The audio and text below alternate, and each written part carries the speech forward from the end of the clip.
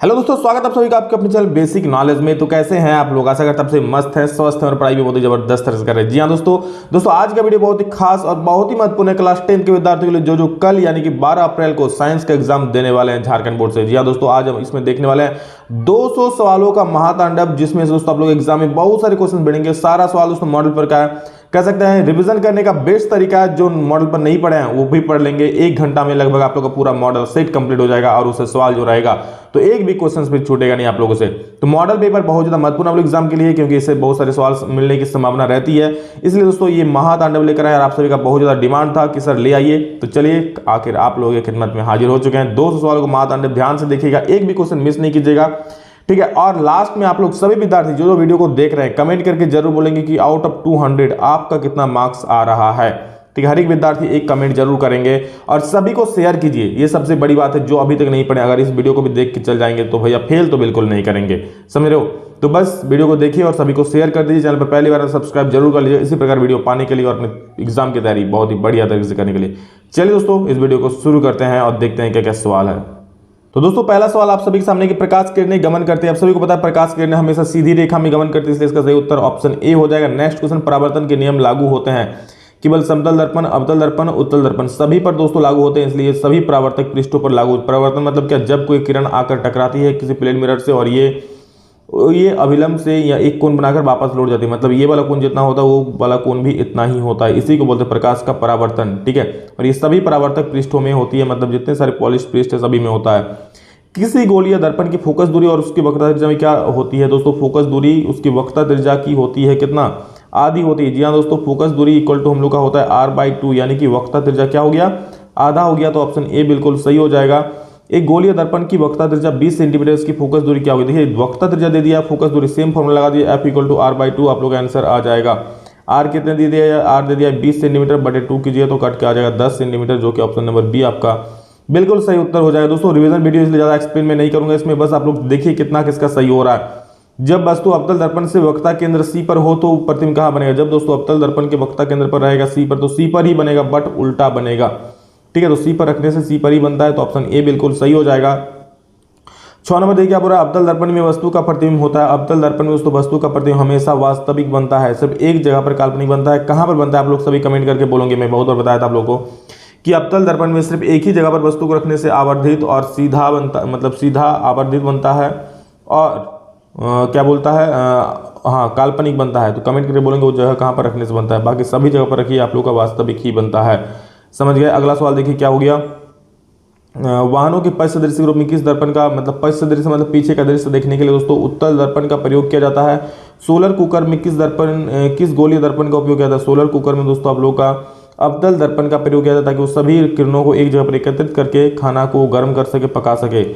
किसी गोलीय दर्पण तथा किसी पतले गोलीय लेंस दोनों की फोकस दूरी -15 सेंटीमीटर है। दर्पण तथा लेंस होगा, देखिए माइनस में जब भी रहेगा दोस्तों माइनस रहेगा तो उसको अवतल दर्पण या अवतल लेंस समझ लीजिएगा। इसलिए अवतल दर्पण हो चाहे अवतल लेंस, अगर माइनस में रहा फोकस दूरी तो क्या हो जाएगा?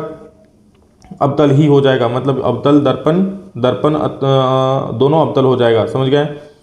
10 नंबर किसी लेंस की क्षमता P और फोकस दूरी में संबंध क्या होता है? आप लोगों को पता है P = 1/f होता है या f = 1/p, तो ऑप्शन नंबर ए बिल्कुल मैच कर रहा है, इसको सही मार दीजिए और ये फॉर्मूला भी याद कर लीजिए। लेंस का आवर्धन का व्यंजक लिखिए दोस्तों। लेंस का आवर्धन m = v/u होता है, समझे। m = v/u लेंस के लिए होता है, लेकिन हाँ वही अगर बात करें हम लोग दर्पण के लिए तो सिर्फ यहाँ पर माइनस साइन हो जाएगा। m = -v/u दर्पण के लिए होता है और माइनस साइन हटा दो दोस्तों, माइनस साइन हटा दोगे तो ये हो जाएगा लेंस के लिए, समझ गए। तो लेंस का आवर्धन व्यंजक क्या होता है? m = v/u। नेक्स्ट क्वेश्चन हम लोग आए सामान्य दृष्टि के लिए वर्ष के लिए। सो इस पर ये तो भैया बहुत आसान सवाल है। 25 सेंटीमीटर बहुत बार बताएं आप लोगों को। नेत्र के द्वारा किसी वस्तु का कैसा प्रतिबिंब बनता है? नेत्र के द्वारा दोस्तों किसी भी वस्तु का नेत्र, अच्छा बताइए कौन सा लेंस रहता है नेत्र में? उत्तल लेंस। और उत्तल लेंस कैसा प्रतिबिंब बनाता है? तो दोस्तों ये बनाता है वास्तविक और उल्टा। तो नेत्र के द्वारा किसी वस्तु का प्रतिबिंब कैसे बनता है? वास्तविक और उल्टा, यानी कि 13 का ऑप्शन नंबर ए बिल्कुल सही हो जाएगा। चलिए आगे बढ़ते हैं, अगला सवाल देखते हैं हम लोग। निम्नलिखित में से किस अभिक्रिया में दो अलग अलग परमाणु या परमाणुओं के समूह का आपस में आदान प्रदान होता है? दोस्तों जब आपस में आदान प्रदान होता है एक दूसरे का तत्व का परमाणु मतलब तत्व का, तो उसको बोलते हैं द्विविस्थापन, यानी कि ऑप्शन नंबर डी इसका बिल्कुल सही उत्तर हो जाएगा 14 का। 15 देखिए रासायनिक अभिक्रिया को संतुलित किस नियम के आधार पर किया जाता है? तो दोस्तों द्रव्यमान संरक्षण के नियम पर किया जाता है, 15 का ए सही हो जाएगा। 16 नंबर उपचयन से उपचयन में क्या होता है आपको पता होगा, उपचयन में ऑक्सीजन की वृद्धि हो जाती है और हाइड्रोजन की कमी होती है। तो हाइड्रोजन की कमी भी नहीं है, तो ऑक्सीजन की वृद्धि इसका सही उत्तर हो जाएगा। पदार्थ एक्स के विलयन का उपयोग सफेदी करने में होता है, एक्स का नाम क्या है? ध्यान से सुनिए दोस्तों, इस क्वेश्चन में कंफ्यूज हो सकते हैं आप लोग। देखिए एक्स का विलयन किसको जल में घोलते हैं, विलयन करते हैं, कि फिर उसका उपयोग सफेदी करने के लिए करते हैं? आप लोग बोलेंगे सर CaO को जब जल में घोल देते हैं तो ये विलयन बन जाता है और इसका प्रयोग सफेदी करने के लिए करते हैं। ठीक है, तो यहाँ पर कैल्शियम ऑक्साइड का विलयन दोस्तों हो जाएगा, कैल्शियम ऑक्साइड के विलयन का प्रयोग सफेदी करने के लिए करते हैं। लेकिन अगर क्वेश्चन ऐसा पूछता कि पदार्थ एक्स का उपयोग सफेदी करने के लिए होता है तो उसका नाम बताइए, तब दोस्तों हो जाए कैल्शियम हाइड्रोक्साइड, क्योंकि CaOH होल ट्वाइस का प्रयोग हम लोग सफेदी करने के लिए करते हैं। ठीक है, और वो किसका विलयन होता है? वो कैल्शियम ऑक्साइड का विलयन होता है। समझ गए? नेक्स्ट क्वेश्चन, धातु के ऑक्साइड की प्रकृति क्या होती है दोस्तों? धातु के ऑक्साइड की प्रकृति क्षारीय होती है, क्षारीय होती है धातु के ऑक्साइड की प्रकृति, और अगर अधातु का बोला तो अम्लीय हो जाएगा। दिया गया चित्र क्या दर्शाता है? आप लोग देखे होंगे, ये अम्ल से सावधानी बरतने को कह रहा है, मतलब सांद्र अम्ल क्षारक वाले बर्तन में लगा चेतावनी होता है, ये वाला चीज चित्र हो। क्षारक जल में घुलकर कौन आयन प्रदान करता है? क्षारक दोस्तों जब भी जल में घुलता है OH- आयन प्रदान करता है, और याद रखिए जब भी अम्ल घुलेगा तो क्या देगा? वो देगा H+ आयन। समझ गए? नेक्स्ट क्वेश्चन हम लोग सामने है, अम्ल धातु के साथ अभिक्रिया करके कौन सी गैस निकलती है? दोस्तों अम्ल जब भी धातु से अभिक्रिया करेगा तो उसमें हाइड्रोजन गैस निकालेगा, तो इसका हाइड्रोजन मतलब ऑप्शन नंबर ए बिल्कुल सही उत्तर हो जाएगा। 22 नंबर सवाल देखिए, बोले क्लोर क्षार प्रक्रम में किस पदार्थ का निर्माण होता है? दोस्तों क्लोर क्षार प्रक्रम में सोडियम हाइड्रोक्साइड यानी कि NaOH का निर्माण होता है, तो 22 का ए नंबर बिल्कुल सही हो जाए। याद रखिएगा क्लोर क्षार प्रक्रम जो है वो उससे सोडियम हाइड्रोक्साइड यानी कि NaOH का निर्माण होता है। ओके, नेक्स्ट क्वेश्चन आप सभी के सामने, एक पदार्थ जो जल में घुलनशील है, स्वाद में कड़वा, स्पर्श उस साबुन की तरह है तथा प्राकृतिक संक्षारक है, वो पदार्थ क्या होगा? जो जल में घुलनशील है, जल में घुलनशील क्षारक को दोस्तों क्षार बोलते हैं, तो यहाँ इसका सही उत्तर हो जाएगा क्षार, ऑप्शन नंबर बी।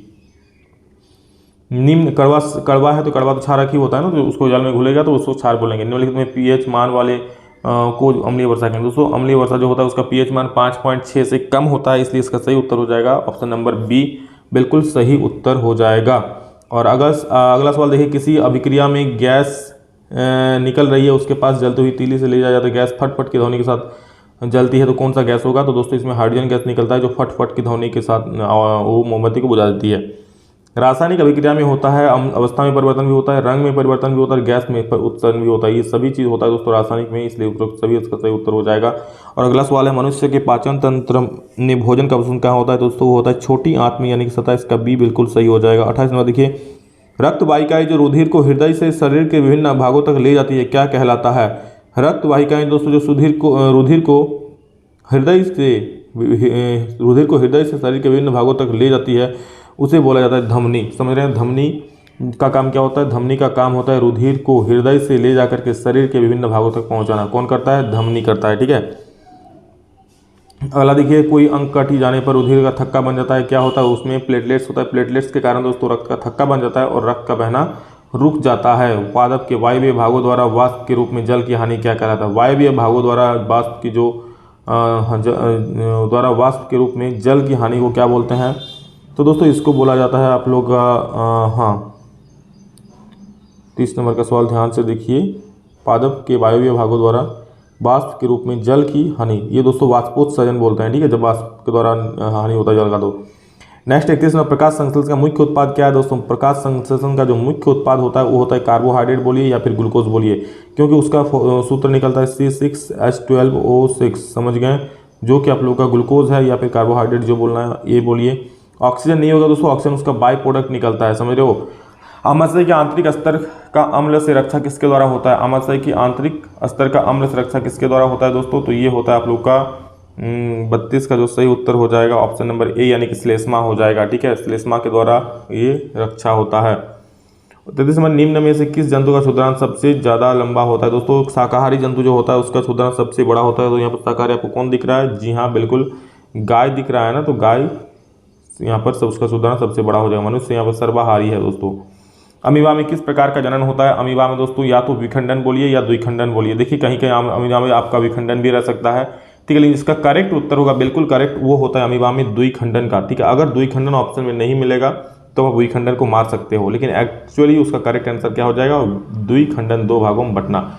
अगर द्विखंडन नहीं रहेगा तब आप विखंडन को मारिएगा। समझे? पर्तन, कलम, रोपण इत्यादि किस प्रकार की जनन है? तो दोस्तों इकाइक प्रवर्धन है। ऑप्शन नंबर बी बिल्कुल सही हो जाएगा। निम्नलिखित में कौन सा पादप मादा जनन अंग के भाग है? मादा जनन अंग के भाग दोस्तों यहाँ पर अंडाशय है, बाकी ये और ये मादा जनन अंग का भाग नहीं है। अगला सवाल देखिए, निम्नलिखित में से कौन लैंगिक संचरण रोग है? दोस्तों गोनोरिया जो है यहाँ पर वो लैंगिक संचरण रोग है, तो गोनोरिया इसका सही उत्तर हो जाएगा।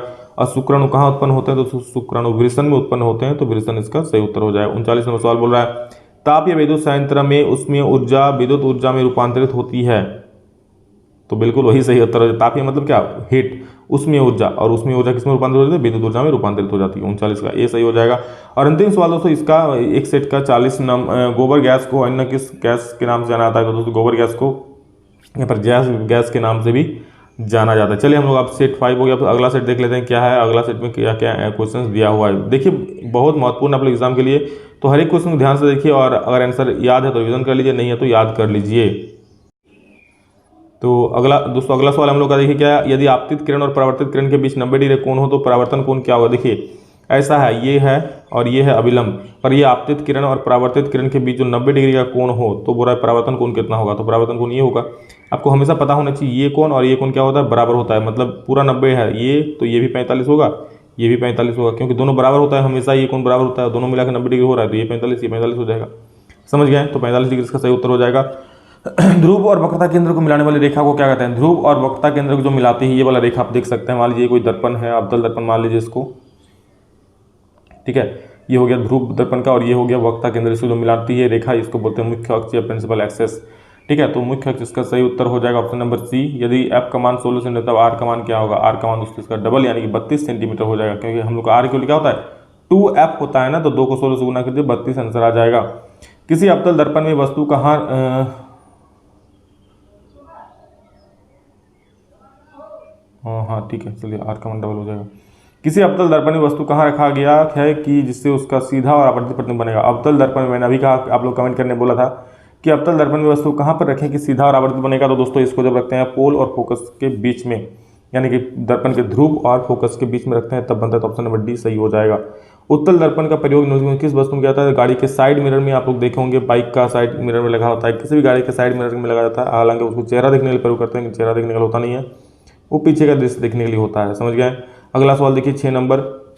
दोस्तों मेरा सर अभी धरा धरा लग रहा है, इसलिए मैं ज़्यादा जोर से नहीं बोल रहा हूँ, क्योंकि और ये लाना वीडियो जरूरी था और आज ही होना था। सर दर्द थोड़ा थोड़ा हो रहा है, इसलिए मैं उतना मतलब तेज़ में नहीं बोल पा रहा हूँ, बट मुझे क्षमा कीजिएगा। बस आप लोग देख लीजिए और रिवीजन कीजिए, ठीक है। और आशा करते हैं मेरा सर दर्द जल्द ठीक हो जाएगा, फिर और नया एनर्जी के साथ वीडियो आएगा।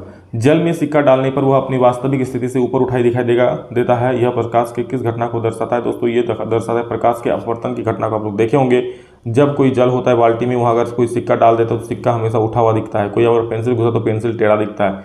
ये सभी प्रकाश के अपवर्तन की घटना के कारण ही होता है। लेंस के किस बिंदु पर प्रकाश की किरणें अपने मुख्य पथ से विचलित नहीं होते? लेंस के दोस्तों प्रकाशिक केंद्र पर जो होता है, ये वाला आप देख लीजिए, ये मान लीजिए लेंस है, ये जो प्रकाशिक केंद्र, यहाँ से कोई भी रेखा पार, यहाँ से कोई भी रेखा पार करे, यहाँ पर कोई मतलब विचलन नहीं होगा। उत्तल लेंस को अभिसारी लेंस कहते हैं क्योंकि यह प्रकाश किरणों को एक जगह एकत्रित करता है। देखिए उत्तल लेंस को अभिसारी लेंस इसलिए कहते हैं क्योंकि यह प्रकाश की किरणों को एक जगह पर एकत्रित कर देती है। देखिए उत्तल लेंस ऐसा है, ठीक है, इस प्रकार तो जो भी प्रकाश जाएगा सीधा एक जगह पर एकत्रित कर देगा। ऐसा कोई भी रेखा जाएगा एक जगह पर एकत्रित कर देगा, एक जगह पर एकत्रित कर रहा है, इसलिए इसको बोलता है अभिसारी लेंस। समझ गए? तो अगला सवाल देखिए क्या बोल रहा है कि नेत्र में जाने वाले प्रकाश की मात्रा का नियंत्रण कौन करता है? दोस्तों पुतली करता है, यानी ऑप्शन डी सही हो जाएगा। सामान्य नेत्र का निकट बिंदु क्या? 25 सेंटीमीटर। मानव नेत्र में प्रतिबिंब की प्रकृति क्या होती है? दोस्तों ये उल्टा होता है और वास्तविक होता है। हमेशा वास्तविक और उल्टा साथ में आएगा, जो भी वास्तविक होगा उल्टा होगा, जो भी आभासी होगा वो साथ में क्या हो जाएगा? सीधा हो जाएगा। समझ गए? और अगला सवाल देखिए क्या बोल रहा है कि जरा दूर दृष्टता होने का क्या कारण है? जरा दूर से होने का समाजन क्षमता का घटना होता है, ठीक है। तो ऑप्शन डी इसका करेक्ट उत्तर हो जाएगा। और आगे देखिए 13 नंबर कि अभिनेता लेंस की क्षमता के कारण वो अपने फोकस दूरी को सीमित कर लेते हैं, उसे क्या कहते हैं? उसे बोलते हैं हम लोग समंजन क्षमता बोलते हैं, ठीक है। 14 नंबर देखिए क्या बोल रहा है कि निम्नलिखित में से कौन सी रासायनिक अभिक्रिया संतुलित है? तो दोस्तों इसमें से आप लोग देख सकते हो संतुलित कौन है। पहला वाला तो संतुलित आपका है नहीं, दूसरा वाला भी है नहीं, तो इसको ठीक से आप लोग देखोगे दोस्तों तो इसका ऑप्शन नंबर सी मैच कीजिए आप। इधर भी 3 आयरन, इधर भी 3 आयरन है, यहाँ पर इधर 4 दूनी 8 हाइड्रोजन है, इधर यहाँ पर 4 दूनी 8 हाइड्रोजन है। ऑप्शन कितना है? 4 को ऑक्सीजन 4 गुना, मतलब ये ऑप्शन नंबर सी बिल्कुल संतुलित ऑप्शन है। समझ गए। अगला ऑप्शन क्वेश्चन देखिए, दी गए समीकरण में किस पदार्थ का उपचयन हो रहा है। आप लोग देखिए यहाँ पर ध्यान से, उपचयन मतलब किसमें हाइड्रोजन ऑक्सीजन जुड़ रहा है, तो ऑक्सीजन हाइड्रोजन के साथ जुड़ के H2O बना दे रहा है, मतलब हाइड्रोजन का यहाँ पर H2 का उपचयन हो रहा है, और अपचयन किसका हो रहा है, CuO का। तो उपचयन H2 का हो रहा है और CuO का अपचयन हो रहा है, यानी कि ऑप्शन नंबर सी बिल्कुल सही उत्तर हो जाएगा। इससे सवाल फिक्स रहेगा, अच्छे समझ लीजिए। रासायनिक अभिक्रिया में भाग लेने वाले पदार्थ को क्या कहते हैं दोस्तों। रासायनिक अभिक्रिया में जो भाग लेता है उसे हम लोग बोलते हैं क्या, अभिकारक बोलते हैं। समझ गए। नेक्स्ट, किसी रासायनिक अभिक्रिया में उत्पाद का कुल द्रव्यमान अभिकारक के द्रव्यमान के बराबर होता है। अभिकारक के द्रव्यमान के होता है, क्या होता है, बराबर होता है। ठीक है, 17 का ए बिल्कुल सही उत्तर हो जाएगा। 18 नंबर देखिए, CH4 + 2O2 give CO2 + H2O+ ऊर्जा। जब भी दोस्तों ऊर्जा निकलती है किसी अभिक्रिया में, तो और जो अगर हमको मिलता है ऊर्जा निकलती है, तो उसे ऊष्माक्षेपी अभिक्रिया बोलते हैं। ऑप्शन नंबर ए सही हो जाएगा। A+ अम्ल gives 11+ hydrogen carbon dioxide plus जल। तो ए को जब भी अम्ल से अभिक्रिया करते हैं, ए की जब क्या होता है, कार्बोनेट होता है, सी हो जाता है। निम्नलिखित में से किस पदार्थ में नील पत्थर डालने पर वह लाल नहीं हो जाएगा।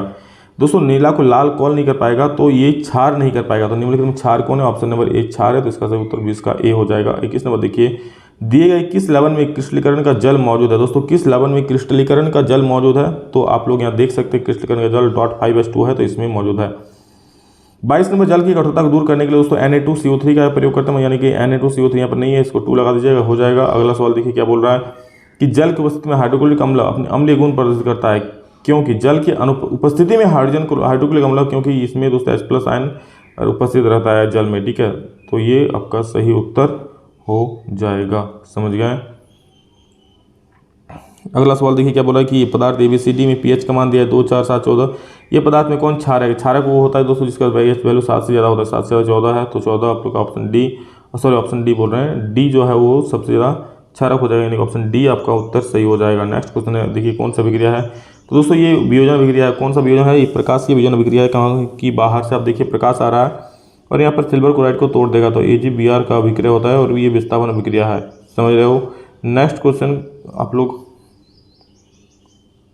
देख सकते हो, भोजन एवं अन्य पदार्थों को शरीर में एक जगह से दूसरी जगह ले जाने के लिए जैव प्रक्रम उत्तरदायी है। कौन सा, एक जगह से दूसरी जगह ले जाने के लिए संवहन उत्तरदायी है, इसलिए 26 का डी सही हो जाएगा।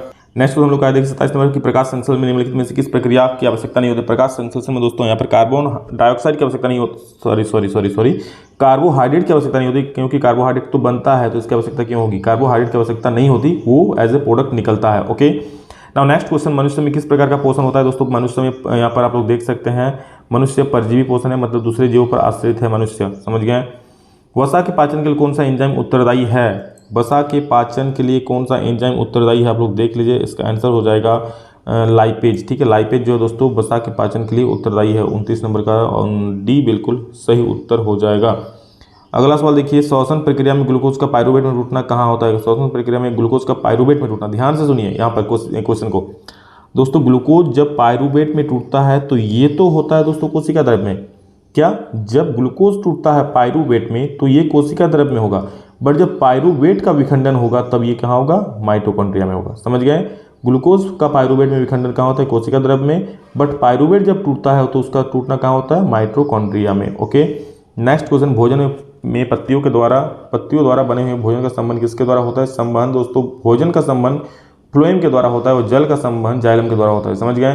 किसी जीव को अपना अस्तित्व बनाए रखने के लिए कौन सी क्रिया आवश्यक है, जनन बहुत आवश्यक है, तो ऑप्शन सी बिल्कुल सही हो जाएगा। दिया गया चित्र किस प्रकार का जनन को दर्शाता है, तो दोस्तों ये आप लोग देख सकते हैं यहाँ पर, ये कायिक प्रवर्धन को दर्शाता है। ठीक है, आप लोग किताब एनसीईआरटी में देख सकते हो, कायिक प्रवर्धन हो जाएगा। नेक्स्ट देख सकते हो दोस्तों 34 नंबर की, बीज में भ्रूण होता है तो उपयुक्त परिस्थितियों में नवोद्भिद में विकसित हो जाता है, इस प्रक्रम को क्या कहते हैं।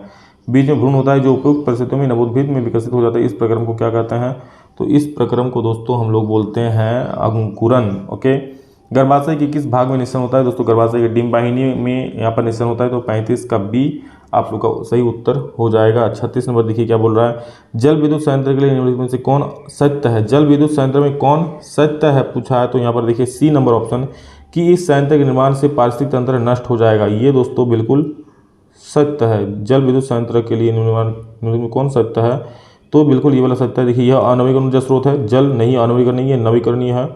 इसमें जीवाश्म ईंधन का उपयोग होता है, तो ये दोस्तों बिल्कुल ये भी असत्य है, ये भी जीवाश्म ईंधन का उपयोग नहीं होता है, और इसमें गोबर गैस का भी उपयोग नहीं होता है, मतलब ये आप लोग का सत्य कथन हो जाएगा। अगला सवाल देखिए 37 नंबर कि सौर सेल के उपयोग की क्या भूमिका है, सीमाएं हैं, सीमाएं मतलब क्या खामियां हैं, ठीक है, कहाँ पर ये यूज़ नहीं होता है। तो दोस्तों ये सुदूरवर्ती, यह अत्यधिक महंगा है, समझ गए। सीमाएं मतलब जो चीज़ इसके लिए डिफेक्ट है, तो क्या डिफेक्ट है, ये अत्यधिक महंगा है, ये इसकी सीमाएं हैं।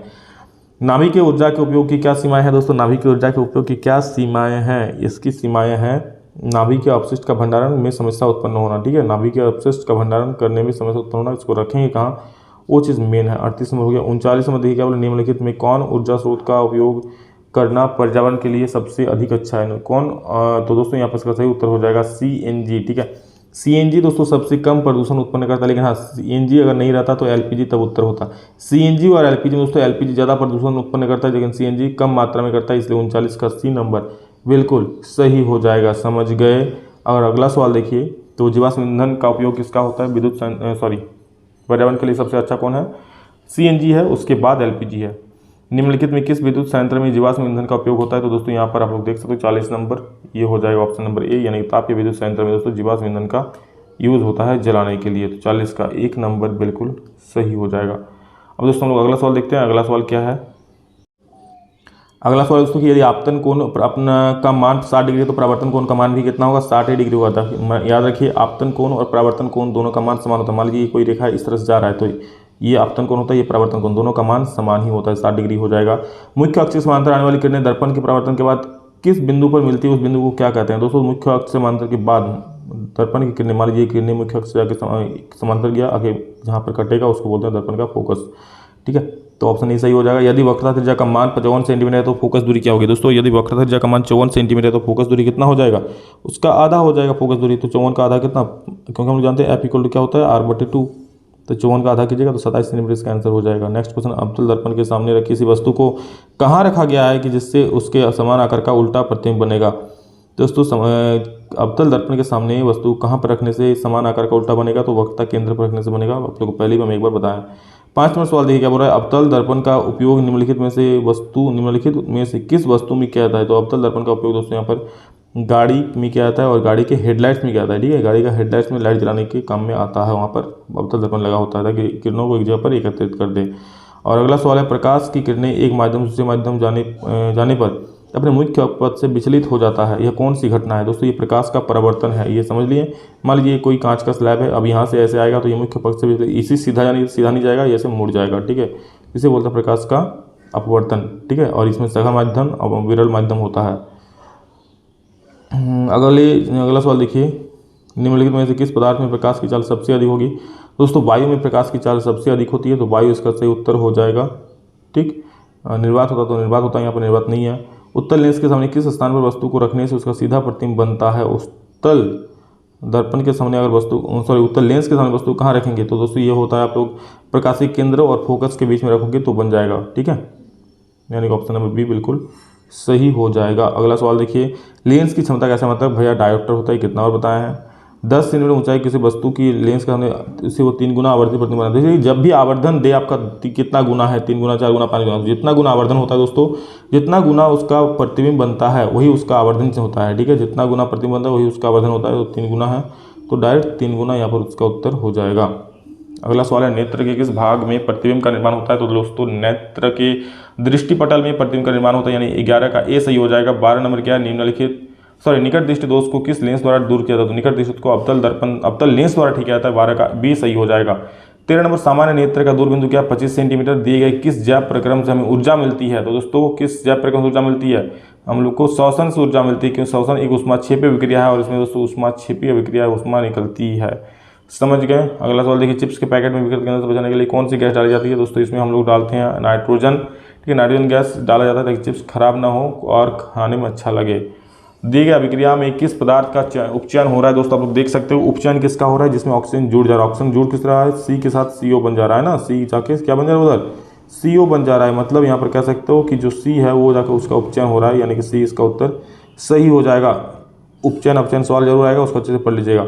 अगला सवाल है, दिए गए कौन सा रासायनिक समीकरण संतुलित है। दोस्तों ये आप देख सकते हो पहला ही संतुलित है, क्योंकि देखिए इधर भी एक जो एगो है जी, इधर भी एगो है जी, इधर एगो Cl, इधर भी एगो Cl, इधर एगो Na, इधर भी एगो Na, इधर एगो NO3, इधर भी एगो NO3, मतलब ये क्या है संतुलित है पूरा पूरी। अगला सवाल देखिए क्या बोल रहा है, लौह चूर्ण पर तनु हाइड्रोक्लोरिक अम्ल डालने पर क्या होता है दोस्तों, जब लौह चूर्ण यानी कि जब Fe पर आप क्या डाल दोगे, इस पर आप डाल दोगे HCl, तो ये एक अभिक्रिया बनाएगा। क्यों अभिक्रिया बनाएगा, क्यों अभिक्रिया करेगा, क्योंकि जो आयरन है दोस्तों वो H से ज़्यादा अभिक्रियाशील, मतलब उसको विस्थापित कर देगा। तो अब बना लेगा क्या, FeCl2 बना लेगा, ठीक है, और उसका बना लेगा हाइड्रोजन गैस, यानी कि हाइड्रोजन गैस एवं आयरन क्लोराइड बनता है।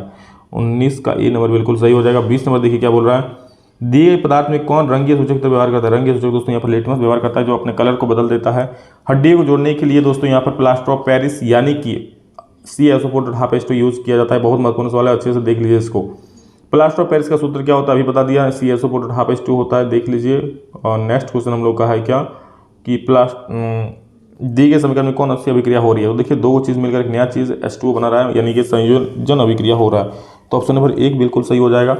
24 नंबर खट्टे फल में कौन सा अम्ल पाया जाता है दोस्तों, खट्टे फल में याद रखिएगा साइट्रिक अम्ल पाया जाता है, तो 24 का B सही हो जाएगा। और 25 नंबर बोला है दोस्तों, ये कल ही मैंने आप लोग को बताया था, तो इसका सही उत्तर क्या हो जाएगा, HCl हो जाएगा। कोई विलयन नीले लिटमस को लाल करता है, इसका पीएच संबंध क्या होगा। नीले को लाल कौन करता है, अम्ल करता है, और नीले को लाल कर देता है, नीले को लाल कौन करता है, अम्ल करता है। तो अम्ल यहाँ पर एक ही है, ऑप्शन नंबर C, जिसका पीएच मान 7 से कम है, तो ऑप्शन नंबर 2 C बिल्कुल सही हो जाएगा 2। 26 नंबर का 27 नंबर, अमीबा अपने किस अंग से भोजन का पाचन करता है। ध्यान से सुनिएगा, एक होता है भोजन का पाचन, एक होता है भोजन का ग्रहण। तो अमीबा अपने किस अंग से भोजन का पाचन करता है, तो याद रखिएगा ये खाद्य रिक्तिका से भोजन का पाचन करता है, लेकिन अगर बोलता है ग्रहण करता है तो कूटपाद हो जाता है। पाचन प्रक्रिया में अमाशय में कौन, गलती से दोस्तों पाचन क्रिया में तब कूटपाद मत मार दीजिएगा, कूटपाद से वो खाना को पकड़ता है, ठीक है, खाना को ग्रहण करता है। पाचन प्रक्रिया में आमाशय में कौन सा प्रोटीन का पाचन आमाशय में कौन प्रोटीन का पाचन करता है। दोस्तों इसका सही उत्तर आप लोग का हो जाएगा C, ठीक है। 28 का क्या हो जाएगा, 28 का C उत्तर सही हो जाएगा। 29वां सवाल क्या बोला, निम्नलिखित में से किस जीव पे प्राणी संभोजी पोषण होता है। दोस्तों प्राणी संभोजी पोषण अमीबा में होता है, यानी 29 का C सही हो जाएगा। 30 नंबर, मानव हृदय में कितने कोष होते हैं, 4 कोष होते हैं, 2 अलिंद 2 निलय होता है। निम्नलिखित में कौन भोजन के माध्यम को क्षारीय बनाता है। दोस्तों पित्त जो है 31 का D क्षारीय बनाता है। 32 नंबर देखिए, उत्सर्जन तंत्र की क्रियात्मक इकाई क्या कहते हैं, उसको विक्काणु कहते हैं, यानी कि 32 का C सही हो जाएगा। और 33 नंबर, निम्नलिखित में कौन कार्य वाष्पोत्सर्जन के द्वारा नहीं होता है। 33 नंबर सवाल देखिए, तो 33 का दोस्तों सही उत्तर आप लोग का, कौन सा कार्य वाष्पोत्सर्जन के द्वारा नहीं होता है, तो यह भोजन का संवहन करता है। ये दोस्तों भोजन का संवहन नहीं करता है, ठीक है, वाष्पोत्सर्जन के द्वारा ये जो होता है ये नहीं होता है, ऑप्शन नंबर D। 14 में देखिए, निम्नलिखित में से कौन एक लिंगी पौधा है। दोस्तों एक लिंगी पौधा यहाँ पर पपीता है, पपीता और तरबूज, ये दोनों याद रखिएगा, दोनों एक लिंगी ही है, एग्जाम में पूछा जा सकता है। अगला सवाल देखिए क्या बोला, निम्न दिया गया चित्र दिया है, कौन क्या दर्शाता है। दोस्तों ये मुकुलन दिखा रहा है, यहाँ देखिए मुकुल दे रहा है, मुकुल से अभी अलग हो जाएगा और नया पौधा बना लेगा, तो मुकुलन इसका सही उत्तर हो जाएगा, मुकुलन यानी कि B। नाउ नेक्स्ट क्वेश्चन कितना ये 65 नंबर, लड़कों में यौनावस्था के लक्षणों का नियंत्रण कौन सा हार्मोन करता है। लड़कों में दोस्तों यौनावस्था लक्षणों का नियंत्रण कौन सा हार्मोन करता है। दोस्तों इसका आप लोगों का सही उत्तर हो जाएगा टेस्टोस्टेरोन, ठीक है, टेस्टोस्टेरोन करता है लड़कों में हार्मोन का नियंत्रण। नेक्स्ट क्वेश्चन है, निम्नलिखित में से कौन मादा जननतंत्र के भाग नहीं है। मादा जननतंत्र के भाग कौन नहीं है, तो शुक्रवाहिनी जो है वो मादा जननतंत्र के भाग नहीं है। हम जितने भी ऊर्जा का उपयोग करते हैं उनमें से अधिकतर सौर ऊर्जा के तौर पर उत्पन्न होते हैं। निम्नलिखित में से कौन सा ऊर्जा सौर अंततः ऊर्जा से उत्पन्न नहीं है, तो नाभिक की ऊर्जा दोस्तों सौर ऊर्जा का प्रयोग नहीं होता है। 39 नंबर सवाल देखिए क्या बोल रहा है कि निम्नलिखित में कौन नवीकरणीय ऊर्जा स्रोत है। दोस्तों यहाँ पर जो सौर ऊर्जा है वो नवीकरणीय ऊर्जा स्रोत है, और निम्नलिखित में से कौन जैव मात्रा ऊर्जा स्रोत का उदाहरण नहीं है, तो जैव मात्रा ऊर्जा स्रोत का उदाहरण कौन नहीं है, नवीकरणीय ऊर्जा हो जाएगा इसका सही उत्तर, ठीक है। अगला सवाल हम लोग का कि यदि किसी अवतल दर्पण की फोकस दूरी f तथा वक्रता r हो तो क्या हो जाएगा, उसका संबंध f = r/2। बहुत बार बता चुका मैं आप लोगों को प्रकाश के परावर्तन के कितने नियम हैं, 2 नियम है, इंपॉर्टेंस वाला देख लीजिएगा। समतल दर्पण द्वारा बना प्रतिबिंब क्या होता है। समतल दर्पण दोस्तों हमेशा आभासी यानी कि काल्पनिक प्रतिबिंब बनाता है, तो ये सही हो जाएगा। वाहनों के पश्च दृश्य दर्पण के रूप में पश्च पीछे का दृश्य देखने के लिए उत्तल दर्पण में कई बार बता चुका हूँ दोस्तों, निम्न में कौन सा पदार्थ लेंस बनाने के लिए प्रयुक्त नहीं किया जाता, कल ही बताया था। जहाँ यहाँ पर मिट्टी है, मैंने वहाँ पर फाइबर लिखा हुआ था, तो याद रखिएगा मिट्टी का यूज़ लेंस बनाने के लिए प्रयुक्त नहीं किया जाता है। और आगे देखिए क्या है कि काल्पनिक प्रतिबिंब होता है। काल्पनिक यानी कि जो तो अगर आभासी होगा, समझ रहे हैं, आभासी होगा तो सीधा होगा, समझ रहे हैं, काल्पनिक होगा तो सीधा होगा और वास्तविक होगा तो उल्टा होगा। यदि f का मान 12 सेंटीमीटर तो r का मान क्या होगा। आप लोग जानते हैं कि f = होता है r/2, यानी कि r जो होता है वो f का डबल होता है, r = 2f होता है। तो यहाँ पर 2f मतलब 12 को 2 से गुना कर दीजिए, 12 दूनी 24, इसका सही उत्तर हो जाएगा आर का वैल्यू, समझ रहे हो। नेक्स्ट क्वेश्चन 8 नंबर देखिए क्या है कि वाहन के अग्रदीपों में किस दर्पण का उपयोग किया जाता है। अग्रदीप मतलब हेडलाइट्स में अभी बताया अब कुछ देर पहले, अवतल दर्पण का प्रयोग होता है। अवतल लेंस के सामने रखी वस्तु का प्रतिबिंब कैसा होता है। अवतल लेंस के सामने अगर वस्तु आप रख दीजिएगा, अवतल लेंस, ठीक है, तो अवतल लेंस बोलिए, उत्तल दर्पण बोलिए, एक ही बात है। तो ये दोस्तों आभासी और सीधा होता है, ठीक है, आभासी और सीधा, यानी कि 9 का ए बिल्कुल सही उत्तर हो जाएगा, समझ गए। नेक्स्ट क्वेश्चन देखिए आप लोग का क्या उत्तर है। 10 नंबर डायप्टर मात्रा के बताने की जरूरत है क्या। शक्ति का हो जाएगा लेंस का, 2D क्षमता वाले लेंस का फोकस अंतर होता है। तो एफ इक्वल टू दोस्तों हम लोग लिख सकते हैं 1/p, मतलब 1/2 मतलब 0.5। 0.5 हमेशा मीटर में आएगा फोकस दूरी, इसको 100 से गुणा कर दीजिए, 50 सेंटीमीटर आपका आंसर हो जाएगा, जो कि ऑप्शन नंबर डी बिल्कुल सही उत्तर है। आँख के रंगीन भाग को क्या कहते हैं। आँख के रंगीन भाग को दोस्तों यहाँ पर बोलते हैं परितारिका, या फिर परितारिका बोलिए, ध्यान से सुन लीजिए मेरी बात को। परितारिका भी होता है और उसी को इंग्लिश में बोलते हैं आइरिस। तो दोनों ऑप्शन सही है, एग्जाम में कोई भी एक मारिएगा तो सही हो जाएगा, लेकिन एग्जाम में ऐसा गलती इस प्रकार का नहीं होगा, कोई एक ही ऑप्शन सही रहेगा। अगला सवाल है मानव नेत्र के जिस भाग पर किसी वस्तु का प्रतिबिंब बनता है वह क्या है। जिस भाग पर प्रतिबिंब बनता है दोस्तों उसको हम लोग दृष्टिपटल बोलते हैं या फिर रेटिना बोलते हैं, जो बोलिए एक ही बात है। दिए गए समीकरण में कौन सी रासायनिक अभिक्रिया हो रही है। दिए गए समीकरण में दोस्तों आप लोग कौन सी रासायनिक अभिक्रिया हो रही है। सभी चीज टूट जा रहा है, विच्छत हो जा रहा है, वियोजन अभिक्रिया हो जाएगा इसका। आगे देखिए क्या बोल रहा है कि निम्नलिखित में कौन सी रासायनिक अभिक्रिया संतुलित है। 15 नंबर सवाल देखिए, कौन सा रासायनिक अभिक्रिया संतुलित है। तो ये देखिए आपको दिख रहा है Zn और CuSO4 जो मिली ZnSO4 और Cu बना रहा है, ये संतुलित है, बाकी कोई भी संतुलित नहीं। अच्छा संतुलित करने आता है कि नहीं, एक बार कमेंट में बोल दीजिए, नहीं तो मैं एक वीडियो ला दूंगा इसके लिए। दिए गए समीकरण में किस पदार्थ का उपचयन तथा अपचयन हो रहा है। किस पदार्थ का उपचयन हो रहा है, किसका अपचयन हो रहा है। तो आप लोग देखिए Cu, यहाँ पर थोड़ा सा गलती किया है, CuO होना चाहिए था, ठीक है। तो Cu से CuO बन रहा है, मतलब Cu का उपचयन हो रहा है और PbO का अपचयन हो रहा है, ठीक है। जिस पदार्थ का ऑक्सीजन चला जाता है उसका अपचयन होता है, जिसमें जुड़ता है उसका उपचयन होता है। किसमें जुड़ा, Cu में जुड़ा तो Cu का उपचयन हुआ, और PbO से हटा तो PbO का अपचयन हुआ। तो Cu और PbO इसका सही उत्तर ऑप्शन नंबर बी हो जाएगा। अगला सवाल देखिए, अगला सवाल क्या बोल रहा है 17 नंबर कि विकृत गंधिता कौन सी अभिक्रिया कारण होता है। तो विकृत गंधिता दोस्तों उपचयन अभिक्रिया हो जाता है, यानी ऑक्सीजन अभिक्रिया कर लेता है, इसलिए तो उसको नाइट्रोजन से फिलअप करके रखा जाता है। कुरकुरे लेस जो खाते हैं आप लोग बड़े चाव से। चूने से सफेदी करते समय चूना में पानी डालकर उष्मा निकलती है, पता है, जिसमें भी उष्मा निकलती है उसे उष्माक्षेपी बोलेंगे। तो उष्माक्षेपी संयोजन होगा कि वियोजन होगा, तो उष्माक्षेपी संयोजन होगा। क्यों सर संयोजन क्यों हो जाएगा, क्योंकि दोस्तों CaO कैल्शियम ऑक्साइड, इसको जब पानी में आप डाल दोगे तो ये जुट करके क्या बना लेता है, H2O में डाल करके ये बना लेता है CaOH होल ट्वाइस, जो कि संयोजन अभिक्रिया हो गया, समझ रहे हैं। तो उष्माक्षेपी संयोजन अभिक्रिया ऑप्शन नंबर 1 बिल्कुल सही हो जाएगा। लोहे की गिल को कॉपर सल्फेट के विलयन में डालने पर कॉपर सल्फेट के विलयन का नीला रंग धूसर हो जाता है। इस प्रकार में कौन सी अभिक्रिया हो रही है। देखिए लोहे का किल को अगर Fe को आप डालोगे किस पर, CuSO4 पर डालोगे, तो देखिए कॉपर जो है लोहे से कम अभिक्रियाशील है, ठीक है। तो इसको विस्थापित कर देगा, Cu को मार के हटा देगा, उसका SO4 तो ले लेगा, तो FeSO4 बना देगा, मतलब फेरस सल्फेट बना लेगा, समझ रहे हो। तो कहीं भी ऑप्शन है। तो ये कौन प्रकार अभिक्रिया हो रहा है, विस्थापित कर रहा है, मतलब विस्थापन अभिक्रिया पूछा, तो ये विस्थापन अभिक्रिया हो जाएगा। अभिक्रिया का प्रकार पूछा था। निम्नलिखित में कौन सा प्राकृतिक सूचक है। दोस्तों यहाँ पर लिटमस जो है प्राकृतिक सूचक आप लोग देख सकते हैं। और निम्नलिखित में से किस पदार्थ में लिटमस पत्र डालने पर वो लाल नहीं हो पाएगा। लाल नहीं हो पाएगा, तो लाल कौन नहीं कर पाता है, क्षार लाल नहीं कर पाता है, ठीक है। लाल कौन करता है, तो अम्ल करता है। कौन नहीं करता है, तो क्षारक नहीं करता है। तो इसमें क्षारक कौन है, वही नहीं कर पाएगा। क्षारक कौन है, क्षारक दोस्तों यहाँ पर कोई नहीं है, बट ये जो है ये अम्लीय नहीं है, ग्लूकोज है वो अम्लीय नहीं है। तो C6H12O6 हो जाएगा इसका सही उत्तर। दिए गए किस लवण में क्रिस्टलीकरण का जल मौजूद है। Na2SO4 CuSO4.5H2, इसमें 5H2O है जो है कि क्रिस्टलीकरण जल है। अग्निशामक यंत्र के रूप में NaHCO3 का प्रयोग किया जाता है। और जल की अनुपस्थिति में हाइड्रोक्लोरिक अम्ल अपना अम्लीय गुण प्रदर्शित नहीं करता है, क्योंकि उसमें H+ आयन उपस्थित नहीं रहते हैं जल के अनुपस्थिति में, तो इसलिए 24 का B सही हो जाएगा। और 25 नंबर देखिए 4 दिया है, ABCD पत्ते का pH मान दिया है 2, 7, 10, 14। तो कौन सा पदार्थ अम्ल है। दोस्तों अम्ल वही होता है जिसका pH मान 7 से कम होता है। 7 से कम एक ही का है, 2 है, किसका है, A का है। तो 25 का A नंबर बिल्कुल सही हो जाएगा। अगला सवाल है कि इस चित्र में कौन सी अभिक्रिया हो रही है। तो दोस्तों ये वियोजन अभिक्रिया हो रही है। कौन सी वियोजन अभिक्रिया, प्रकाशीय वियोजन अभिक्रिया हो रही है, देख सकते हो।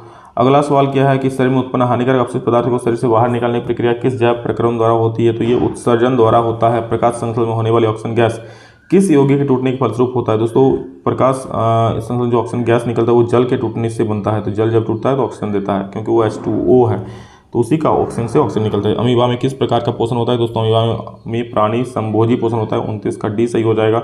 लार में टाइलिन नामक एंजाइम पैदा, या तो टाइलिन बोलिए या फिर एमाइलेज बोलिए, दोनों सही उत्तर है। श्वसन प्रक्रिया में पायरुवेट का कार्बन डाइऑक्साइड जल और ऊर्जा में विखंडन होता है। श्वसन प्रक्रिया में पायरुवेट का, अभी ध्यान से सुनिए, अभी मैंने कुछ देर पहले कहा कि जब पायरुवेट टूटता है तो वो कहाँ टूटता है, वो माइटोकॉन्ड्रिया में टूटता है, समझ गए। ग्लूकोज पायरुवेट में कहाँ विखंडन होता है, वो कोशिका द्रव्य में होता है, बट पायरुवेट टूटता है कहाँ पर, माइटोकॉन्ड्रिया में।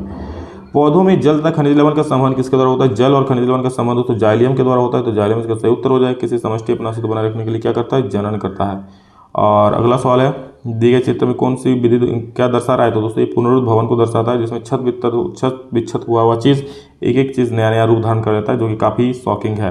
परागण का एक पुष्प से दूसरे पुष्प पर संतत होना क्या कहलाता है, वो परागण कहलाता है। इसका बी सही हो जाएगा। और भ्रूण माँ के गर्भाशय की किस भाग में से पोषण मिलता है, भ्रूण को माँ के गर्भाशय के किस भाग से पोषण मिलता है, तो इसका सही उत्तर दोस्तों हो जाएगा प्लेजेंटा, ठीक है। तो 37 का ए बिल्कुल सही हो जाएगा। 37 में देखिए, एक उत्तम ऊर्जा स्रोत की क्या विशेषता है दोस्तों, एक उत्तम ऊर्जा स्रोत यही है कि प्रति एकांक द्रव्यमान अधिक कार्य करे, हमें अधिक ऊर्जा दे, समझ रहे हो। पवन ऊर्जा का उपयोग करने के लिए दोस्तों पवनों की गति कम से कम 15 किलो प्रति घंटा होनी चाहिए। ये मॉडल पेपर में भी है, प्रीवियस ईयर क्वेश्चन में भी पूछा था, पूछ सकता है, इस बार अच्छे से कर लीजिए। 15 किलोमीटर प्रति घंटा पवनों की चाल होनी चाहिए पवन ऊर्जा प्राप्त करने के लिए। निम्नलिखित में से कौन कौन समाप्त हो जाएगा, तो दोस्तों कोयला जो है वो समाप्त हो जाएगा, समाप्त ऊर्जा स्रोत है। और पराग कोष में होते हैं, तो दोस्तों पराग कोष में क्या होते हैं, पराग कण होते हैं, यानी कि 40 का डी सही हो जाएगा। चलिए अगला हम लोग देख रहे थे, अगला सवाल क्या है दोस्तों, पूछ रहा है दाढ़ी बनाने में कौन सा दर्पण का उपयोग होता है। एक नंबर देखिए, तो इसमें दोस्तों अवतल दर्पण होता है, मैंने पहले ही बता दिया। गोले दर्पण, फोकस में, ये क्वेश्चन दोस्तों हर एक सेट में दिया गया, कहीं आप लोग एग्जाम में भी छाप ना दे 2 नंबर वाला सवाल, तो बिल्कुल R/2 हो जाता है। प्रकाश के अपवर्तन की क्रिया में कौन सी भौतिक राशि अपवर्तित रहती है, आवृत्ति अपवर्तित रहती है।